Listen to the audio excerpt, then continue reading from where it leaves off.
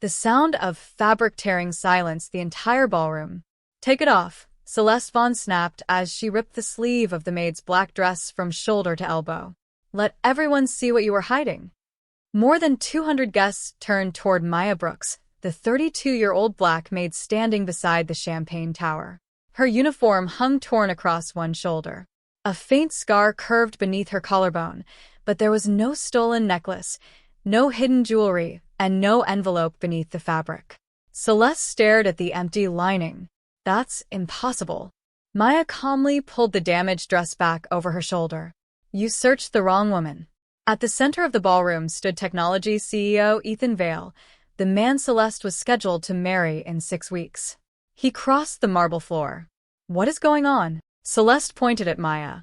"My diamond bracelet disappeared from the bridal suite." She was the only maid inside. Maya had entered the suite 20 minutes earlier, but not to steal anything. She had been checking the balcony door after receiving a warning through the tiny earpiece hidden beneath her hair. Someone had entered the estate using a copied security credential. The intruder was still inside. Celeste stepped closer. "I saw something beneath her uniform." "You saw the strap of an undershirt," Maya replied. "You don't speak to me like that. You tore my clothing in front of your guests.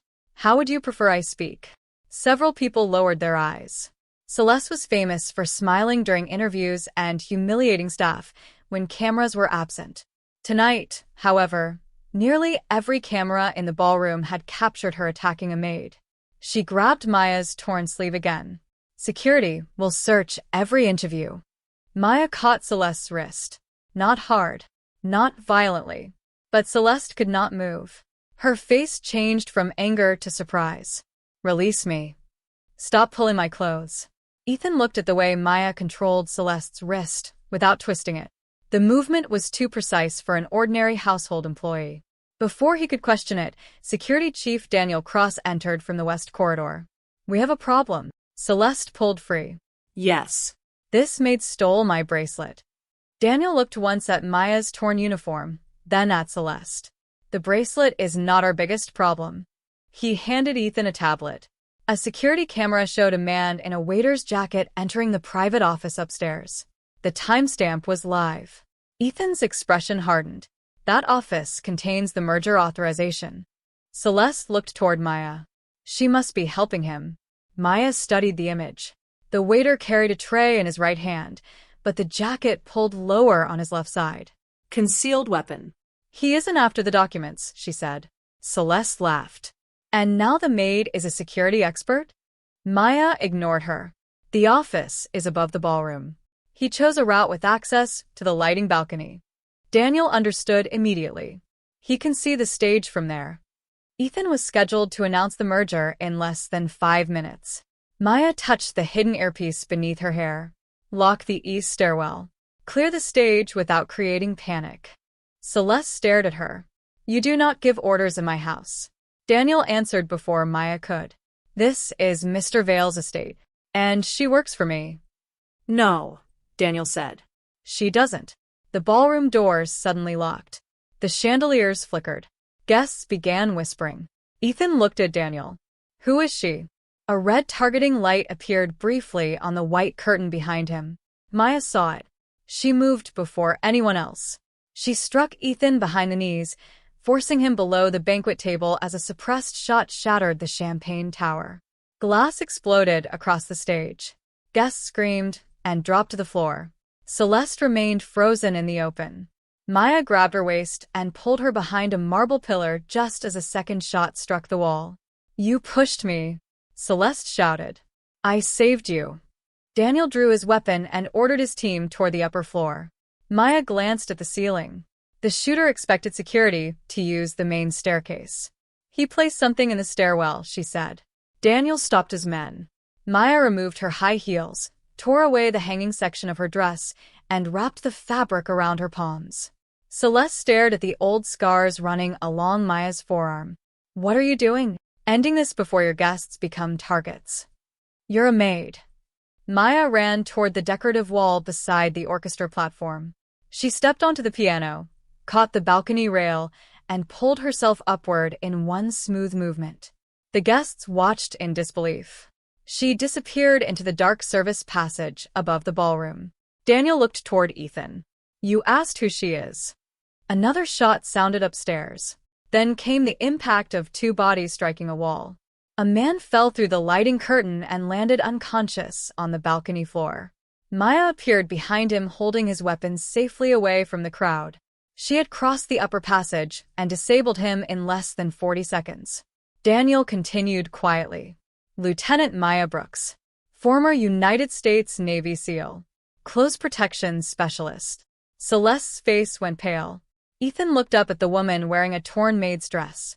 You placed a Navy SEAL inside my household. Daniel nodded. She has been protecting you for 3 weeks.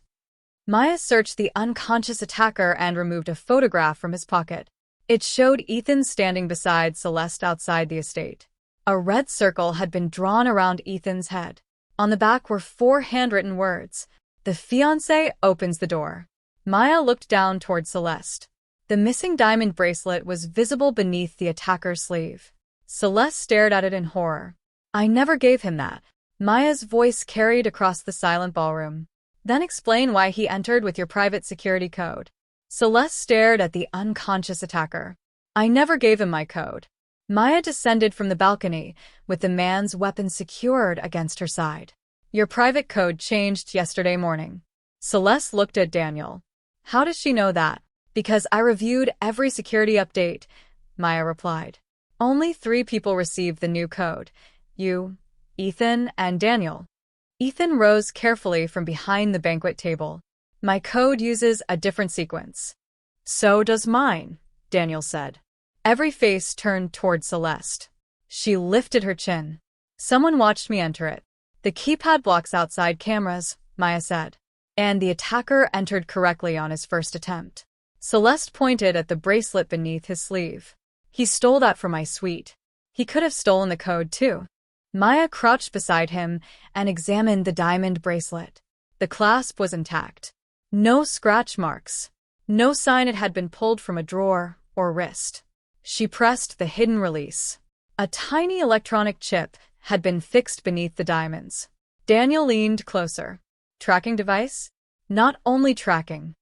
Maya removed it with the edge of a broken champagne card. It stores short-range access signals. Someone used the bracelet near Celeste's security panel and copied the code when she entered it.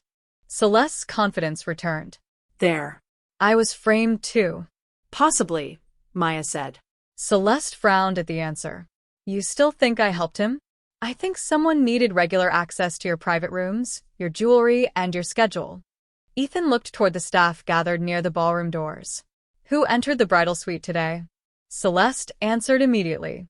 The maid. Maya's eyes narrowed. Which maid? You. No. I entered after your bracelet disappeared. Celeste hesitated. Her personal assistant, Leah Grant, stepped forward from the guests. I prepared the suite this morning. Maya studied her. Leah wore a cream evening dress, but the skin around her left wrist was red, as though something tight had recently been removed. Show me your wrist. Leah stepped backward.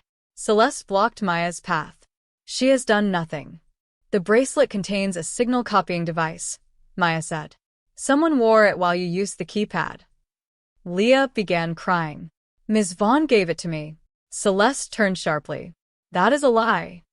You told me to keep it safe during your fitting. When? Yesterday morning. The exact time the access code had changed. Ethan looked at his fiancée. Why did you say the bracelet disappeared today? Celeste's mouth tightened. I forgot when I last saw it. You accused Maya with absolute certainty. Because she was the only stranger in my suite. Maya stood. I've been inside this estate for 3 weeks. Leah has worked beside you for 4 years. Leah lowered her head. Maya moved closer. Who asked you to wear the bracelet near the keypad? No one. Then why is your wrist marked? Leah touched the red skin. I have sensitive skin. Maya took the bracelet and closed it around Leah's wrist. The red pressure line matched perfectly. Celeste whispered, You stupid girl. Leah looked at her in disbelief. Maya heard it.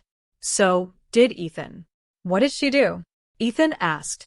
Celeste quickly changed her tone. I meant she was stupid to accept stolen jewelry. Leah shook her head.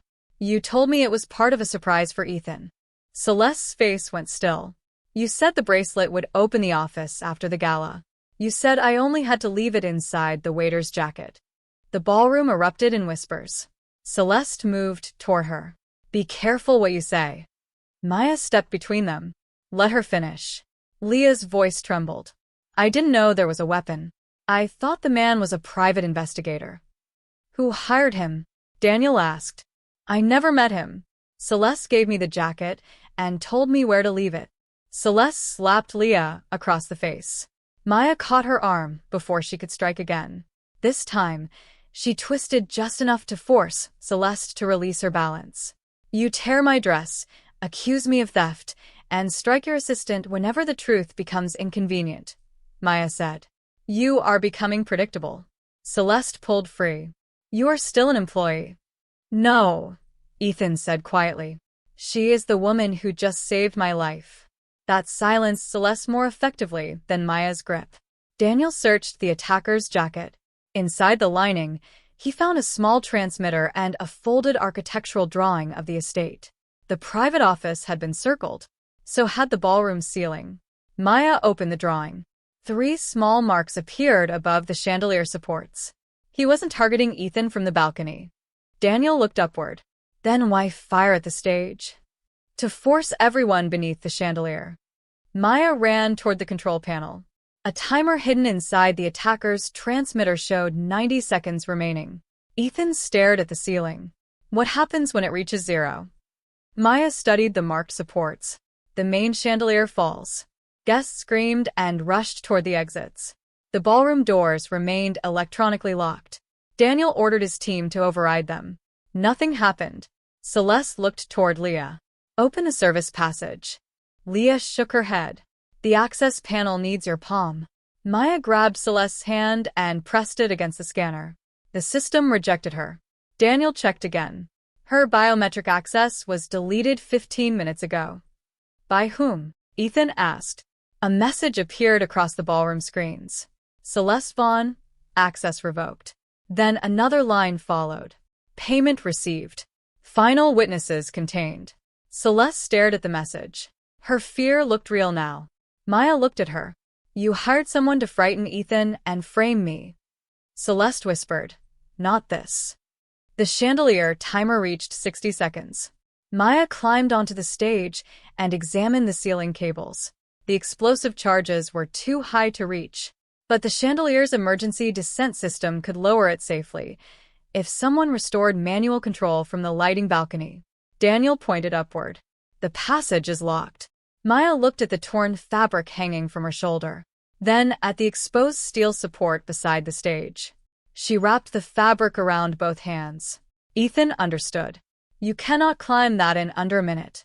Maya gripped the support. I have done worse with less time. She pulled herself upward as the timer reached 45 seconds. Below, Celeste suddenly grabbed the attacker's dropped transmitter. Maya saw her thumb move toward the activation button. Put it down. Celeste looked up at her, tears streaking her face. I didn't hire him to kill Ethan. Then who did? Celeste glanced toward the ballroom entrance. A figure stood behind the locked glass doors, watching the trapped guests.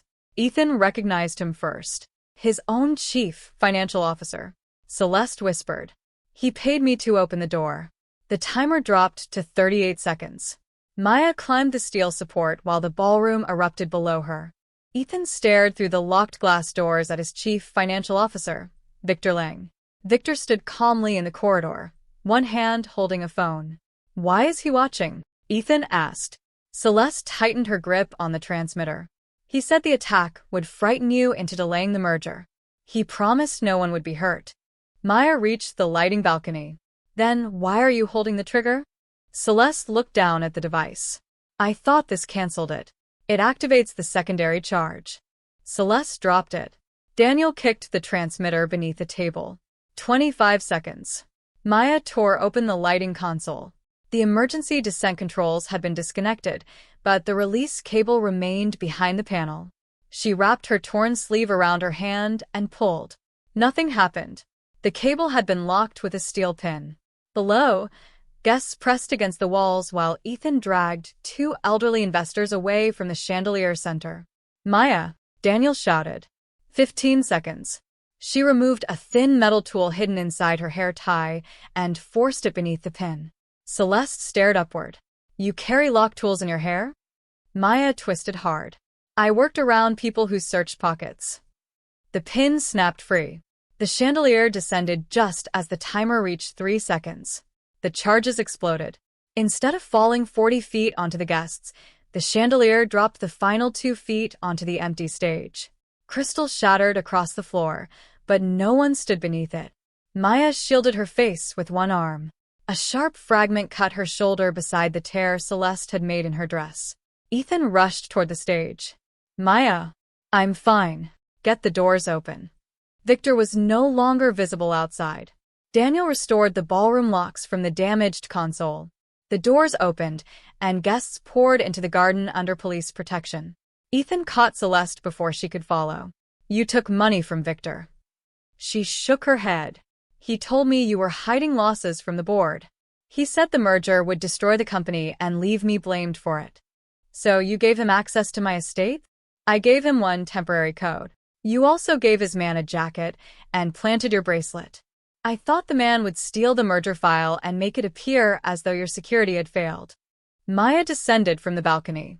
You selected me as the thief before anything was stolen. Celeste looked at the blood on Maya's shoulder, then quickly away.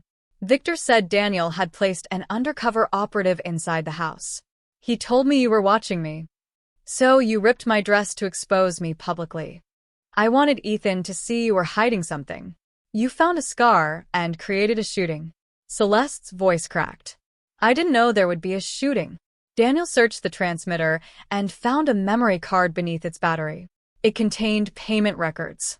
3 transfers had been made to Celeste's private account. The 4th payment went to the attacker. A 5th transfer, far larger than the others, had been sent to an offshore company bearing Victor's initials. Ethan read the amounts. You accepted $300,000. Celeste looked at him desperately. It was supposed to pay for information, not murder. What information? She remained silent. Maya noticed Celeste's attention drifting toward the bridal suite staircase. Daniel, search her room again.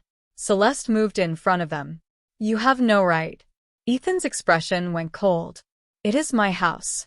They entered the bridal suite under guard. The jewelry drawers were empty except for a velvet ring box and several handwritten seating cards. Daniel checked the closets while Maya examined the ripped lining of Celeste's garment bag. Something rectangular had been sewn inside. Maya cut the thread. A secure company tablet fell onto the bed. Ethan recognized it immediately. That belongs to the merger committee. Celeste backed toward the wall. Victor had not paid her merely to open the estate. He had paid her to steal board access. Maya activated the tablet. Its login history showed Celeste had photographed confidential voting lists, executive travel schedules, and security arrangements for the merger announcement. But one file had been opened more than any other. Veil Technologies, Succession, and Emergency Control. Ethan looked at her. You were studying what happens if I die. Celeste began crying. Victor made me believe you were planning to remove me from everything. You are my fiancé, not a company officer. That was the problem. The honesty slipped out before she could stop it. Maya opened the most recent message from Victor. Once Veil is declared dead or incapacitated, the board will appoint temporary leadership. Your testimony will confirm he ignored security warnings and endangered the guests. Celeste sat down slowly. He wanted Ethan dead. No, Maya said, reading the next file. He wanted everyone to believe Ethan died. Ethan turned toward her. Maya showed him a forged emergency medical report already carrying his name. It declared him critically injured and unable to communicate. A second document granted Victor temporary executive control. The chandelier attack was not only an assassination attempt. It was cover for a corporate takeover. Daniel received an alert from the estate garage. Victor had left in Ethan's armored car using a copied biometric key. Maya checked the tablet's location history. He's not running from the police. A live signal moved toward Veil Technologies headquarters. He's going to the board. Ethan called the company chairman, but Victor answered. Behind him, executives were already gathering inside the boardroom. Victor smiled into the screen. Ethan, the news is reporting an attack at your estate. By the time you arrive, the directors will believe you are too injured to lead. You tried to kill 200 people. I tried to create certainty. Maya stepped beside Ethan. Victor's smile disappeared when he saw her standing in the torn dress. You were supposed to be beneath the chandelier. Maya looked directly into the camera. That was your first mistake. Victor ended the call. Daniel checked the estate vehicles. He took the only armored car. Police have blocked the main road because of the gala evacuation. Ethan looked toward Maya's bleeding shoulder. You need medical attention. She picked up Celeste's stolen tablet and the attacker's memory card. I need 12 minutes. For what? To reach your boardroom before Victor finishes his lie. Celeste gave a bitter laugh. You cannot cross the city in 12 minutes. Maya opened the balcony doors. A police helicopter hovered above the estate lawn. She looked at Daniel. Tell the pilot Lieutenant Brooks is requesting emergency transport. Daniel raised an eyebrow. You still have that authority? No. Maya stepped onto the balcony. But the pilot served under me. The helicopter lifted from the estate lawn with Maya, Ethan, and Daniel inside. Maya pressed a field dressing against her shoulder while the city passed beneath them. Ethan watched the blood darken the torn edge of her uniform. You protected my house while my fiancé helped someone attack it. She helped him enter, Maya said. Victor turned her smaller betrayal into attempted mass murder. Daniel checked the company tablet. The board vote begins in 9 minutes. Maya opened Victor's emergency control documents. He needs 3 things: proof you are incapacitated, confirmation that security failed, and a witness close enough to make both claims believable. Celeste, Ethan said. She is still at the estate. Then who is his witness? Daniel found an encrypted video queued for the boardroom. The file showed Celeste sitting inside the bridal suite, her face bruised and her voice shaking. Ethan ignored repeated threats, she said on screen. He hired an unstable woman disguised as a maid. She attacked me, caused the shooting, and endangered every guest. Ethan stared at the image. That was recorded before the gala. Maya paused it. Celeste's dress was intact. No torn sleeve. No shattered chandelier reflected in the mirror. Victor had prepared her testimony before the attack. She knew he planned a security incident, Maya said. Maybe not the deaths, but enough to record the lie in advance. Daniel sent the video to police. The helicopter landed on Vail Technologies' rooftop with 6 minutes remaining. Victor had locked the private elevator, but Maya led them through the mechanical stairwell. On the 64th floor, 2 security officers blocked the entrance. Mr. Lang has assumed temporary command. Ethan stepped forward. I am standing in front of you. We were told you suffered a head injury and might behave unpredictably. Maya noticed the officers' hands near their weapons. Victor had designed the lie carefully. Any anger from Ethan would support the medical report. Ethan took a slow breath. Call the board chairman and tell him I am here voluntarily. The officer shook his head. No outside contact until the vote ends. Maya looked toward the ceiling camera. Victor is watching. She stepped directly beneath it. You failed at the estate. The speaker above them activated. Victor's voice answered. You survived because Celeste lost control. No. I survived because you built your plan around people doing exactly what you expected. A magnetic lock clicked behind the officers. The stairwell doors sealed. White vapor began entering through the ventilation vents. Daniel covered his mouth. Fire suppressant. Maya smelled it once. Medical anesthetic. Victor intended to make Ethan appear unconscious when the doors finally opened. Maya pulled the sleeve completely from her torn dress and wrapped it around Ethan's nose and mouth. Daniel attempted to access the wall controls. Victor changed the system password. Maya examined the emergency cabinet. The glass was alarmed, but its hinges were exposed. She inserted the broken metal hair tool she had used at the gala and removed the lower hinge pin. The cabinet opened without breaking the glass. Inside was a manual ventilation lever. She pulled it. Fresh air entered the corridor. Victor's voice returned. Still pretending you are only security, Lieutenant. Maya looked into the camera. No. I'm letting your board hear how frightened you are of a maid reaching the door. The ceiling speaker went silent.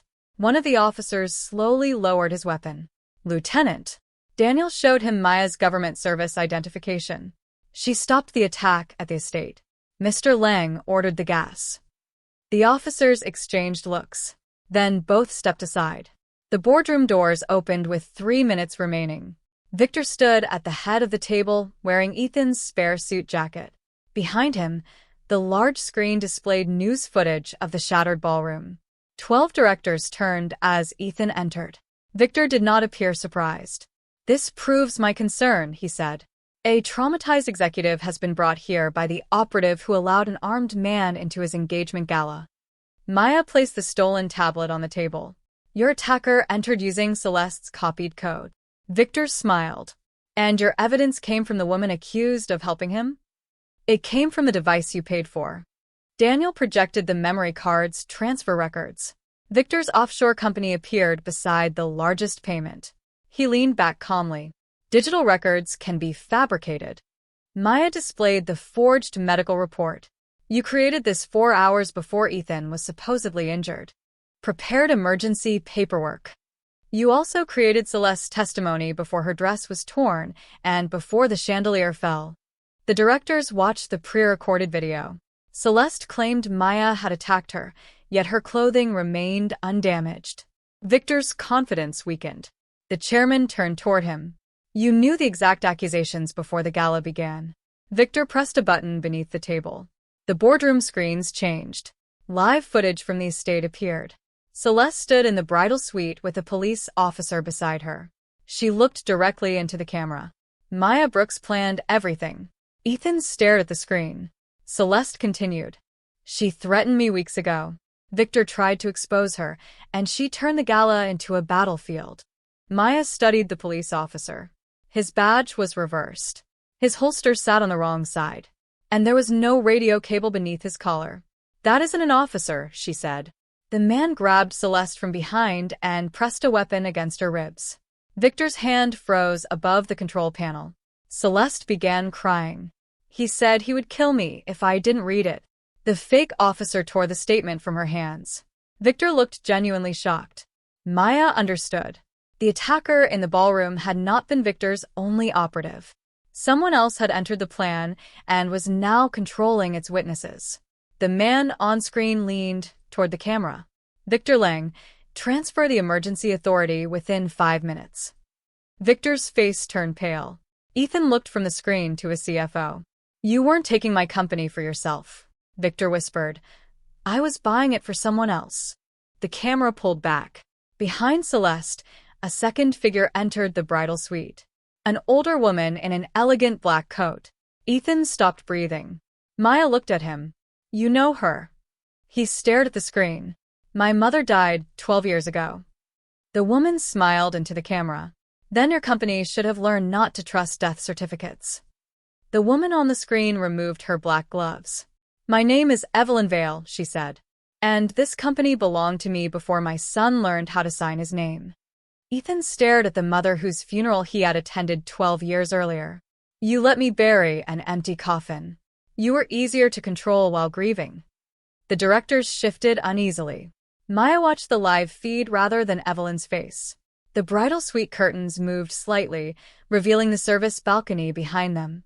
Celeste and her captors were still inside Ethan's estate. Victor whispered, You promised no hostages. Evelyn smiled. You promised the chandelier would finish the job. Victor stepped away from the table. Ethan looked at him. You knew she was alive.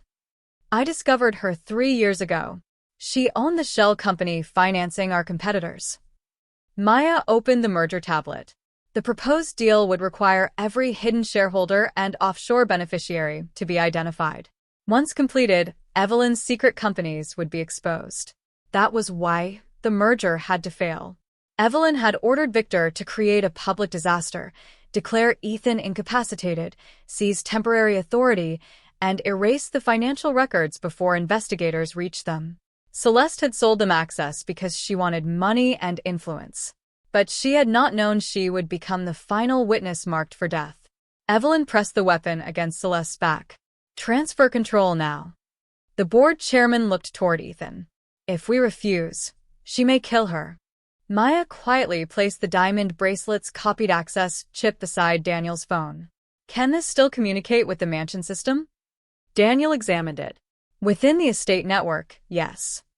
Then connect through the bridal suite panel. Evelyn heard Maya whispering.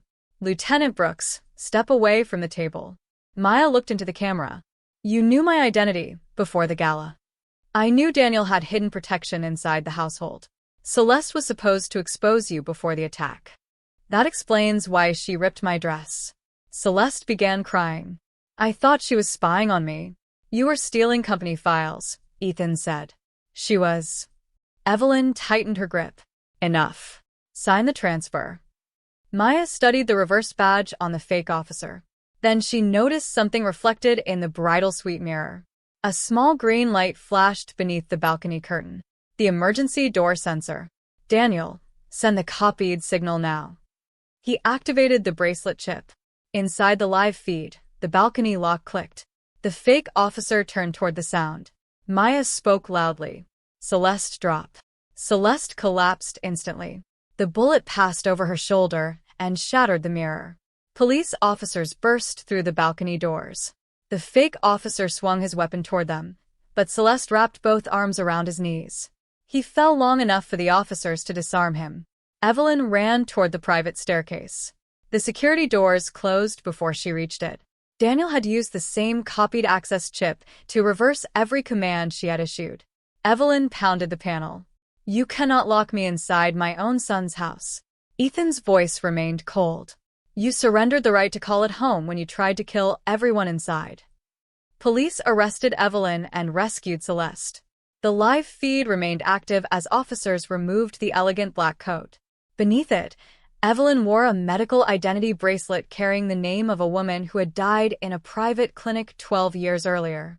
She had exchanged identities, purchased a false death certificate, and disappeared before an audit could expose her theft of company technology. Victor moved toward the boardroom exit. Maya blocked him. You paid for the shooter, the transmitter, and the chandelier charges. You have digital transfers, nothing more. Daniel placed the attacker's recovered memory card into the boardroom system. A recorded call played through the speakers. Victor's voice gave exact instructions. Fire toward the stage first. When everyone gathers beneath the chandelier, activate the supports. Victor stopped moving. The directors heard him promise payment after Ethan was declared incapacitated. His temporary control documents, Evelyn's shell company records, and Celeste's pre-recorded statement completed the conspiracy. The chairman canceled the emergency vote. Police arrested Victor before he left the room. Ethan refused to resume business until every director understood what had happened. My fiancé sold access to my home. My CFO financed an attack. My mother used my grief as camouflage. And I failed to recognize the only person inside that ballroom who was actually protecting us. He looked at Maya's torn dress and bandaged shoulder. Celeste appeared later by secure video from police custody. I accused Maya because Victor told me she wanted my place beside Ethan. Maya answered calmly. No one stole your place. You traded it for money. Celeste admitted planting suspicion around Maya, giving the attacker's jacket to Leah, stealing the merger tablet, and recording the false testimony. She agreed to cooperate, but cooperation did not remove her charges. Ethan ended the engagement immediately. Weeks later, Evelyn, Victor, the attackers, and Celeste were formally charged with conspiracy, attempted murder, unlawful detention, corporate fraud, and evidence manipulation. Ethan offered Maya a large personal payment. She refused it. Then he offered her command of Veil Technologies' Executive Protection Division. Maya read the contract carefully. I report to an independent security committee, not to you. Agreed. I can investigate executives, relatives, and partners without requesting permission. Agreed. And no undercover officer will be treated as disposable staff. Ethan looked at the repaired sleeve of the black dress she had kept as evidence. Agreed. 3 months later, Maya entered the Veil boardroom wearing a dark professional suit. Every director stood. She remained near the door. You don't stand because I was a Navy SEAL, she said. You stand because the woman you dismissed as a maid was the only one who recognized the attack before it happened. Ethan approached her after the meeting. I should have known you weren't an ordinary maid. Maya gave him a measured look. That was never the problem. What was? You thought an ordinary maid deserved less respect. Ethan accepted the correction. At the gala, Celeste had ripped Maya's dress believing she was exposing a powerless employee. Instead, she revealed the scars of a woman trained to survive and exposed every powerful person who had mistaken service for weakness.